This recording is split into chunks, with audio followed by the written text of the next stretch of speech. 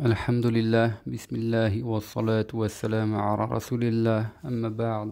Chapitre numéro 24, Élisée, El-Yasa'a.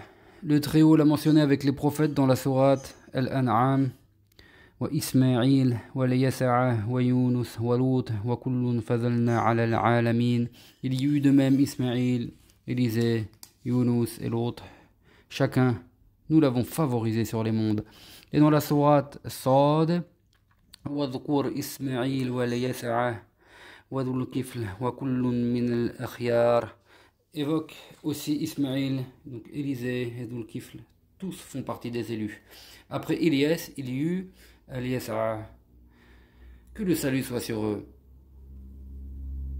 Il demeura la durée que Allah Ta'ala avait voulu, appelant son peuple à l'adoration d'Allah, fidèle à la voix de Ilyas et à sa loi, jusqu'à ce que Allah le rappela à lui. Après des générations succédèrent, les forfaits et les péchés grandissaient, les tyrans se multipliaient et ils tuaient les prophètes. Parmi eux, il y avait un roi particulièrement arrogant.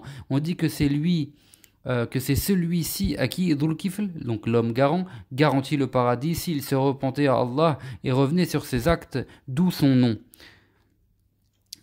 El-Yasa'a était le fils d'Akhtoub d'après Mohammed ibn Ishaq. El-Yasa'a était Al-Asbat ibn Adi ibn Shoutalem ibn Ephraim ibn Yusuf ibn Yaqub ibn Ishaq ibn Ibrahim al-Khalil, l'ami d'Allah d'après Ibn Asakir.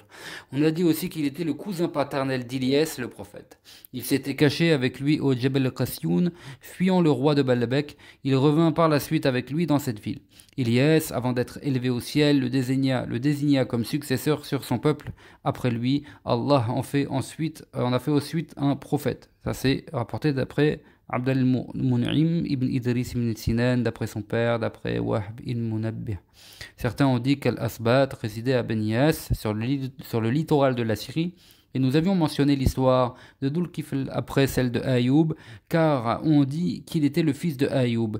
La situation des fils d'Israël se dégrada, les méfaits et les péchés s'accrurent, ils en arrivèrent à tuer les prophètes. Allah subhanahu wa ta'ala suscita contre eux des rois tyrans à la place des prophètes. Subhanallah. Il se montrait inique avec eux, répandait leur sang. Il envoya aussi contre eux leurs ennemis étrangers. Quand les Israélites combattaient ceux-ci, il y avait avec eux l'arche d'alliance qui avait été dans le tabernacle du temps. Il remportait ainsi la victoire par sa bénédiction du fait de ce que Allah y avait placé comme quiétude et vestiges laissés par les familles de Moussa et Haroun. Lors d'une bataille contre les gens de Rza et d'Ascalon, ces derniers prirent le dessus et leur ravirent l'arche. Quand le roi des fils d'Israël en eut connaissance, son cou pencha et il mourut d'affliction.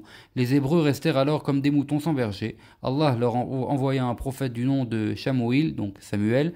Ils lui demandèrent de désigner un roi pour qu'ils combattent ensemble les ennemis d'après Ibn Jarir.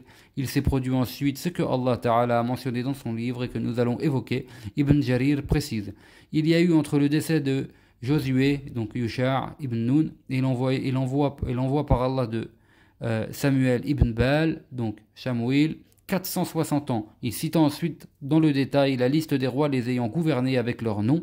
Nous nous sommes délibérément abstenus de les citer. Wallahu a'lam. Subhanakallahumma wa bihamdik. Ashhadu an la ilaha illa anta astaghfiruka wa atubu ilayk.